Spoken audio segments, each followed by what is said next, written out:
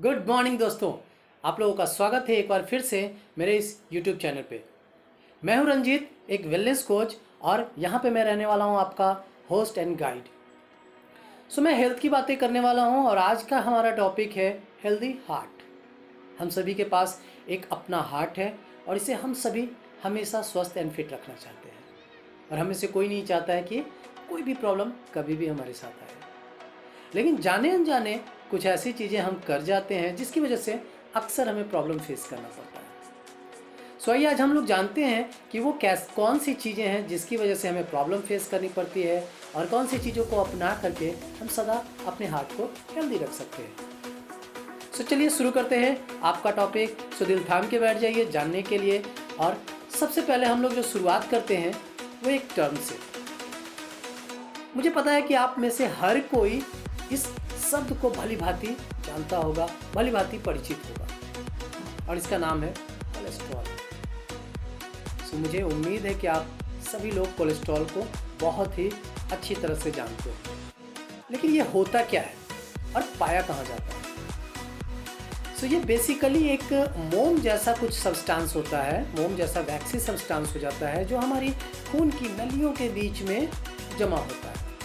Fat का basically बना हुआ होता है, और ये ब्लड वेसल्स में जो ब्लड बहने का जो फ्लो है उसको कम कर देता है। क्यों? क्योंकि ना ये वहाँ पे जा कर के ब्लॉकेज क्रिएट करने के काम करता है, वहाँ पे जमा होने से लगता है, डिपॉजिट होने लगता है। मज़े की बात यह है कि ये अकेला नहीं होता है। आप में से कभी किसी ने भी अपना लिपिड प्रोफाइल तो ज़रूर चेक कराया होगा, और आप वहाँ पे आपने जाना होगा कि ब्लड वेसल्स में कई चीज़ें होती हैं जिसके बारे में आप यहाँ पे भी सुनने वाले हैं। तो पहली तो चीज़ आपने जो देखी वो थी कोलेस्ट्रॉल। दूसरी एक और टर्म है जो आपको शायद याद होगा, पता होगा, या फिर आपने कभी सुना होगा, वो है ट्राइग्लिसराइड। जाहिर सी बात है आप सभी जानते होंगे। उसके अलावा कुछ और भी चीज़ें हैं जैसे HDL। ये HDL जो होता है वो अच्छा कोलेस्ट्रॉल होता है। उसके अलावा होता है LDL, VLDL, ये दोनों चीज़ें होते हैं। VLDL तो LDL होता है लो डेंसिटी लाइपोप्रोटीन, जो कि ख़राब होता है। VLDL उससे भी ख़राब होता है। और एक और चीज़ आपको लिपिड प्रोफाइल में मिल करके आती है, वो है कोलेस्ट्रॉल HDL रेशियो, यानी टोटल कोलेस्ट्रॉल जितना है और उसमें से HDL कितना है। यानी हमारे टोटल कोलेस्ट्रॉल तो हमें चाहिए ही, लेकिन उसके अंदर HDL की मात्रा टोटल कोलेस्ट्रॉल का 1/4 से ज़्यादा होना चाहिए, तब हम हेल्दी और स्वस्थ रहेंगे। तो बेसिकली ये 6 चीज़ें हैं जिन्होंने हमारे शरीर को परेशान कर रखा है। तो ये तो हुई हमारे अंदर की बात। उसके अलावे कुछ और चीज़ें भी हैं जो हम लोग बाहर से डेवलप करते हैं, जिनमें आप सबसे पहले तो एक देख लीजिए, स्ट्रेस। मैं दावे के साथ कह सकता हूँ कि आपने कभी ना कभी तो इससे मुलाकात की ही होगी। स्ट्रेस यानी तनाव। आजकल तो हमारा जीवन ऑलरेडी तनाव में गुजर रहा है। उसके अलावे ओबेसिटी, मोटापा। मोटापा एक बहुत ही बड़ा अभिशाप बन के उभर रहा है आज की ज़िंदगी में। ब्लड प्रेशर प्रॉब्लम, डायबिटीज़, ये सारी चीज़ें ये हम लोग ले रहे हैं। स्मोकिंग या किसी भी प्रकार से टोबैको का इस्तेमाल एंड अल्कोहल। तो ये 6 चीज़ें ये हो गई जो हम बाहर से अपने शरीर में इनबिल्ट कर रहे हैं और जिसकी वजह से प्रॉब्लम्स आ रही है। तो कुल मिला करके 6 उधर हुई और 6 इधर हुई, टोटल 12 चीज़ें हैं जो हमारे शरीर को ख़राब करने का काम करती हैं। मगर घबराइए नहीं। जैसा कि आप जानते हैं कि अगर दुनिया में समस्या है तो समाधान है। अगर समस्या आपने उत्पन्न करी है तो समाधान भी आप कर लेंगे। और मुझे विश्वास है कि अगर आप ये चैनल देख रहे हैं, ये वीडियो देख रहे हैं, तो डेफिनेटली आप अपने हेल्थ को थोड़ा ना थोड़ा बेहतर करना चाहते हैं। तो आइए मैं आपको 6 वैसे पॉइंट्स बताने वाला हूँ, 6 ऐसे चीज़ों के बारे में जिसको आप डेली की लाइफ में अपना सकते हैं और अपनी लाइफ को और बेहतर बना सकते हैं। आइए मिलते हैं उनसे। तो वो सबसे पहले जो आएगा वो है योगा या एक्सरसाइज। मतलब किसी भी फॉर्म में अपने शरीर को फिजिकली एक्टिव रखना है।